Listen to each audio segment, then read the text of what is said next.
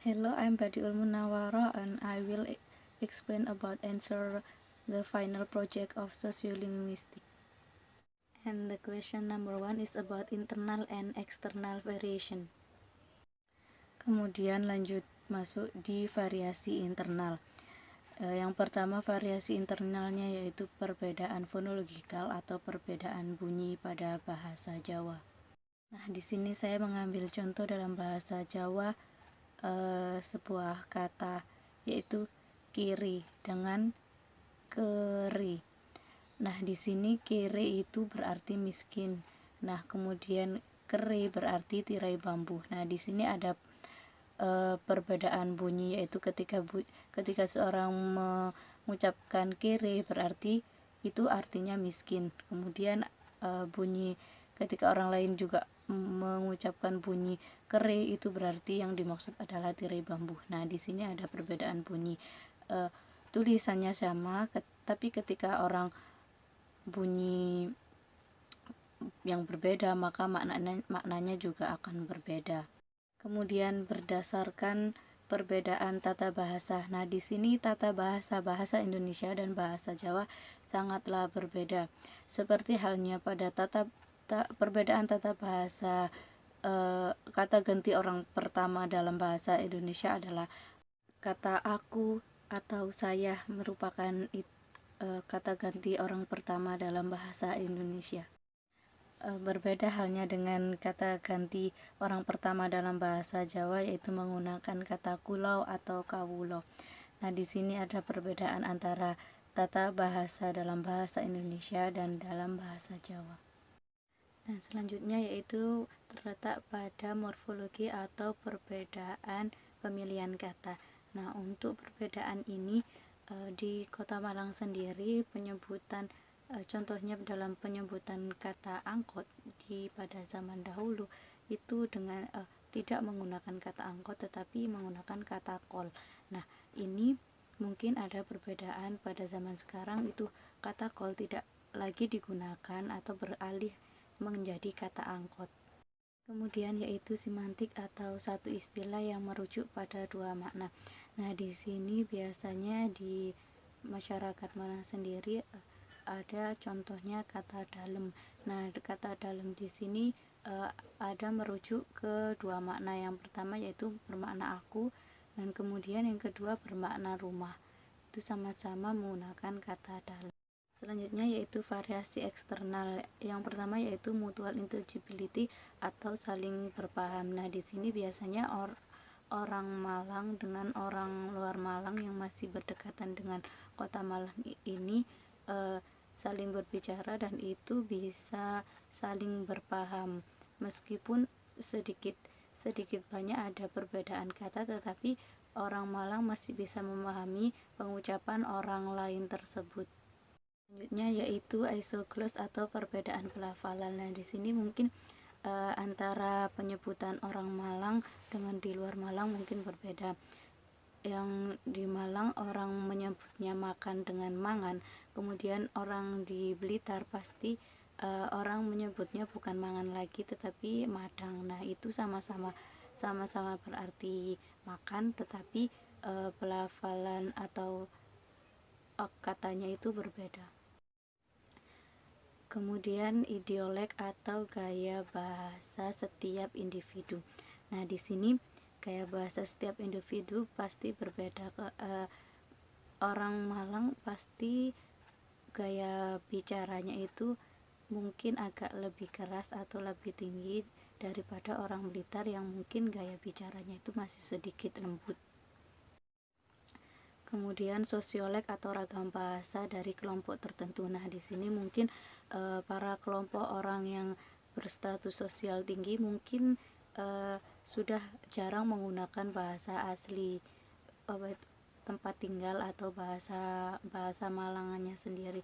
Mungkin dengan status sosialnya yang sudah tinggi, mungkin banyak yang pasti beralih kebanyakan menggunakan bahasa Indonesia karena lebih modern ketimbang tetap menggunakan bahasa asli tempat tinggalnya.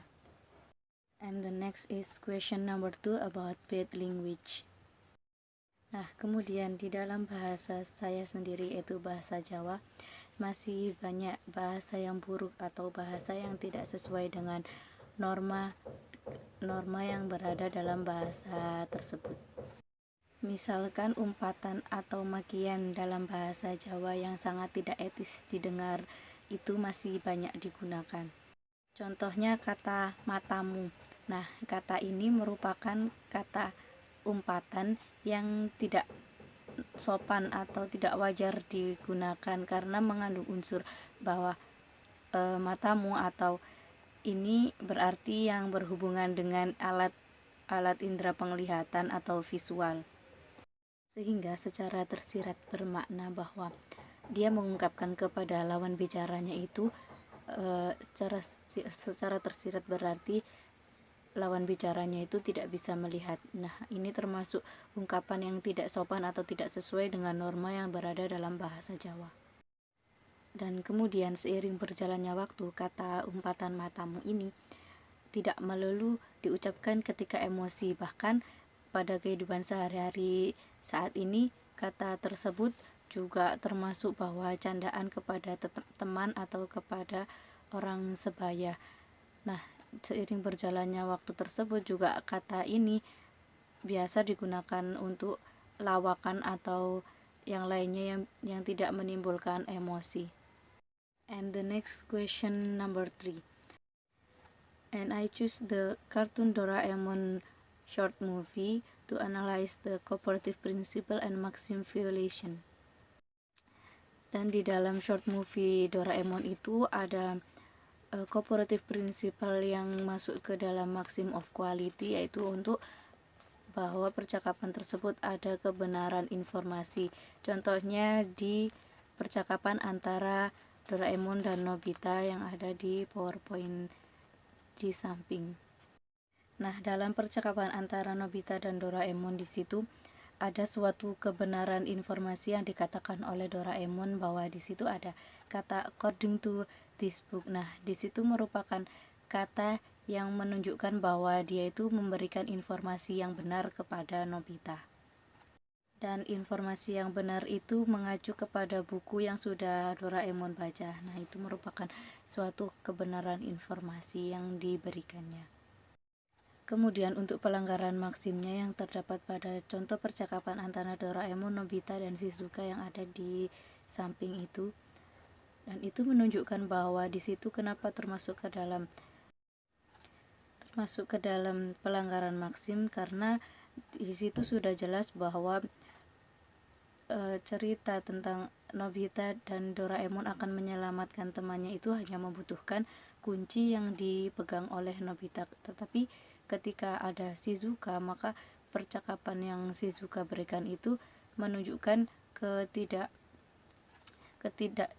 nyambung antara percakapan yang ditanyakan dengan yang jawaban yang ada dalam Shizuka.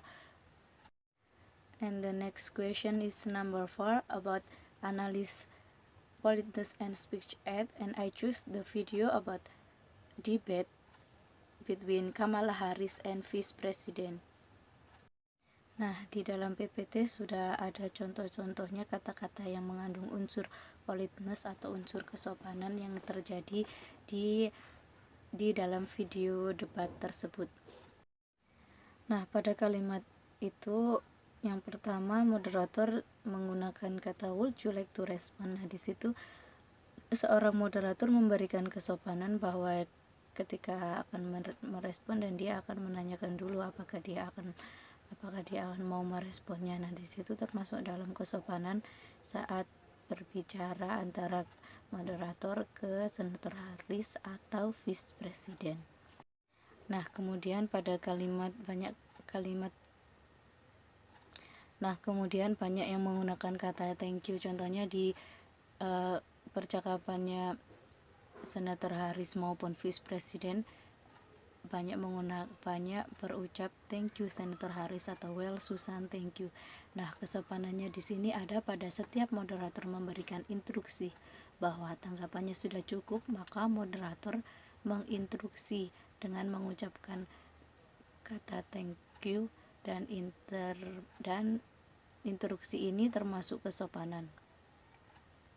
Kemudian baik dalam Senator Harris maupun Vice President juga banyak menggunakan kata thank you ketika setelah moderator memberikan pertanyaan atau ketika moderator menunjuk untuk memberikan respon. Ini juga termasuk kesopanan antara moderator dan Senator Harris maupun Vice President. Nah, kemudian pada kalimat I'm sorry your time is up. Nah, di situ juga termasuk ke dalam face treating act yang negatif.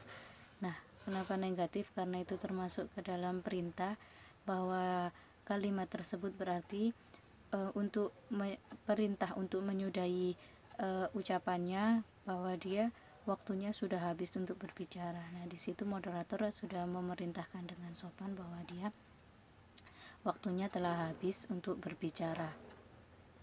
Kemudian juga perintah juga dilakukan oleh moderator pada kalimat you have 2 minutes uninterruption. Nah, di situ memerintahkan untuk berbicara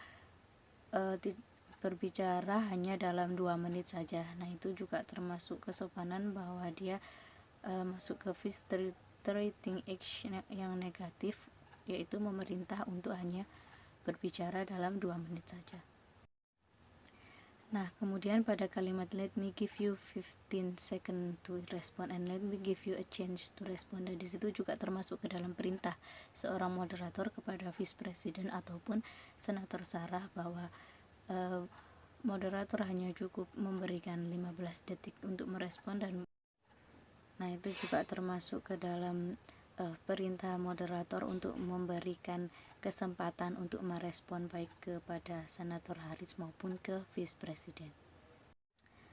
Nah, kemudian pada kalimat I just need to respond very quickly dan I just need to respond very briefly, thank you. Nah, di sini termasuk ke face treating act yang permintaan. Nah, di sini ucapannya diucapkan oleh Vice President maupun Senator Harris. Nah, di sini merupakan permintaan dari Vice President ataupun Senator Harris ini untuk meminta bahwa dia akan merespon dengan cepat atau bahwa dia akan merespon dengan sangat singkat. Kemudian masuk kepada speech act yang ada dalam debat tersebut. Nah, di sini ada contohnya dalam percakapan antara moderator Sarah dengan Senator Harris, bahwa moderator Sarah mengatakan Senator Harris would you like to respond, and then Senator Harris langsung menjawabnya dengan absolutely whatever the Vice President bla bla bla. Nah, di sini speech act-nya ini termasuk ke dalam performative directive. Nah, di sini karena directive menunjukkan bahwa ketika Senator Harris bertanya. Nah, di sini ketika moderator Sarah menanyakan kepada Senator Harris, maka Senator Harris langsung dengan tanggap meresponnya. Nah, di sini masuk ke dalam directive speech karena Senator Harris langsung meresponnya dengan tanggap pertanyaan dari moderator. Kemudian di dalam percakapan antara Vice President dan Harris, nah di situ ada ungkapan bahwa di situ termasuk ke dalam type speech yang perlocution karena pada saat Harris belum selesai berbicara, tetapi Vice President sudah memotong. Kemudian Harris memberi perintah dengan berucap I'm speaking. Itu penanda untuk Vice President diam dulu sebentar ketika Harris berbicara.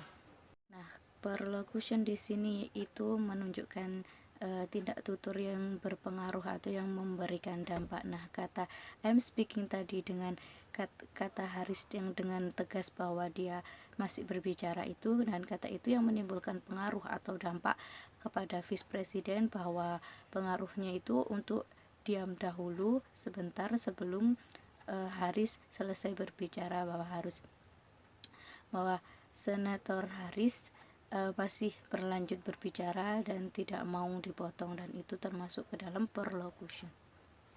The last question number 5 about indigenous language level of vitality by using 9 aspect of UNESCO language vitality measurement. Nah, 9 aspek pengukuran vitalitas bahasa oleh UNESCO. Yang pertama yaitu intergenerational language transmission atau transmisi bahasa antar generasi. Nah, di dalam bahasa saya yaitu bahasa Jawa, untuk saat ini masih kurangnya diteruskannya bahasa Jawa ke generasi berikutnya. Dan para orang tua masih kurang sekali meneruskan bahasa tersebut ke anaknya. Mungkin anak sekarang lebih mengerti dan lebih mengenal bahasa gaul yang terdapat di sosial media karena lebih dekatnya dengan dia anak sekarang bermain gadget, dan itu menimbulkan dia tidak mengerti tentang bahasa Jawa. Terkadang juga banyak anak-anak atau remaja pada zaman sekarang itu lebih mengenal bahasa gaul, dan itu menimbulkan ketidakpengertiannya oleh orang dewasa atau yang sudah manula.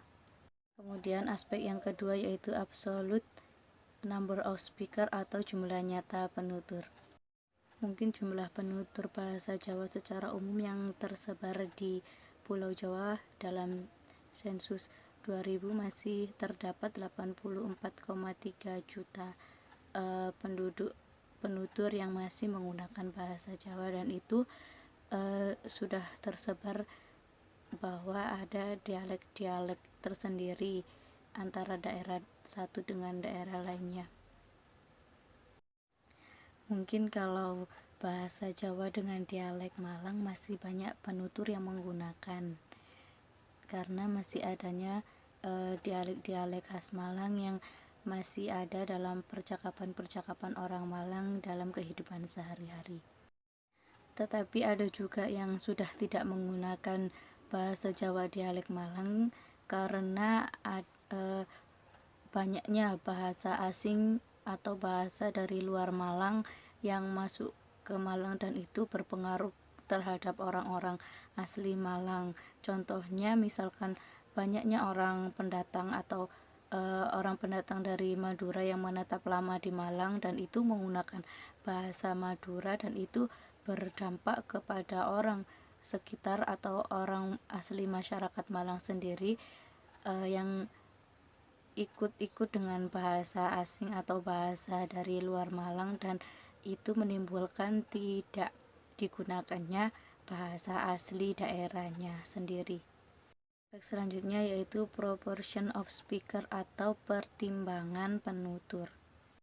Pertimbangan penutur ini sama halnya dengan jumlah penuturnya yang semakin sedikit karena adanya yaitu tersebut orang asing yang lama menetap di daerah sini, kemudian bahasanya sudah campur aduk di sini, kemudian tidak orang-orang asli Malang tidak berdialek Malang lagi karena sudah bercampur dengan orang-orang yang dari luar Malang yang lama menetap di sini, sehingga tidak seimbangnya antara bahasa asli dengan bahasa yang digunakan. Aspek selanjutnya yaitu loss of existing language domain atau punahnya beberapa ranah bahasa. Punahnya beberapa ranah bahasa di bahasa Jawa sendiri terdapat unggah-ungguh yang sering orang terdahulu gunakan, namun ketika sudah jarang lagi yang tidak melestarikan atau meneruskannya, maka sebagian remaja atau anak-anak saat ini tidak mengerti akan hal itu. Tingkatan percakapan yang sebaiknya digunakan berbicara kepada orang dewasa atau manula mulai hilang, bahkan tidak mengerti artinya. Anak-anak remaja sekarang jarang yang mengerti arti dari kromo inggil. Jadi jika orang yang lebih tua menggunakan bahasa kromo, dia tidak mengerti karena tidak diajarkannya pengertian tersebut ke generasi selanjutnya. Aspek selanjutnya yaitu respon terhadap ranah baru dan media. Di dalam daerah Malang sendiri banyak sekali yang merespon aktif media dan penggunaan bahasa yang terdapat dalam media tersebut, bahkan sangat cepat untuk ditiru sehingga menyebabkan malas untuk mempelajari bahasa asli lingkungan tersebut. Aspek selanjutnya yaitu materi untuk pendidikan dan literasi bahasa. Di tingkatan sekolah dasar sudah diajarkan bahasa Jawa, tetapi kenyataannya sekarang itu hanya sebuah pelajaran semata, dan itu hanya sebuah pelajaran di sekolah saja, dan anak sekarang jarang sekali yang menerapkannya di kehidupan sehari-hari. Banyak yang beralih menggunakan bahasa Indonesia untuk percakapan sehari-hari, sehingga bahasa Jawa yang diajarkan di sekolah hanya sebagai formalitas semata. Aspek selanjutnya yaitu sikap dan kebijakan pemerintah dan lembaga terkait. Dalam aspek ini masih jarangnya pemerintah untuk mengenalkan bahasa asli ke generasi berikutnya, khususnya kepada anak-anak, dan kurangnya kegiatan yang berhubungan dengan bahasa Jawa sebagai representasi bahasa asli lingkungan anak tinggal tersebut. Kemudian aspek selanjutnya yaitu sikap komunitas terhadap bahasa mereka sendiri.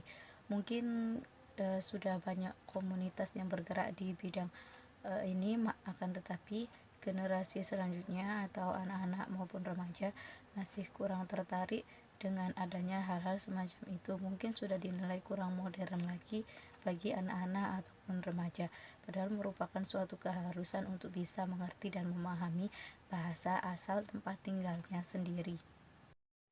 Kemudian aspek yang terakhir yaitu jumlah dan kualitas dokumentasi bahasa.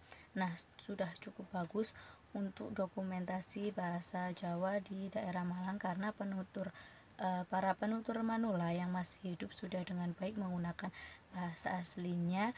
Namun ada juga bahasa yang sudah terdokumentasi dengan baik, tetapi mulai banyak kehilangan penutur aslinya.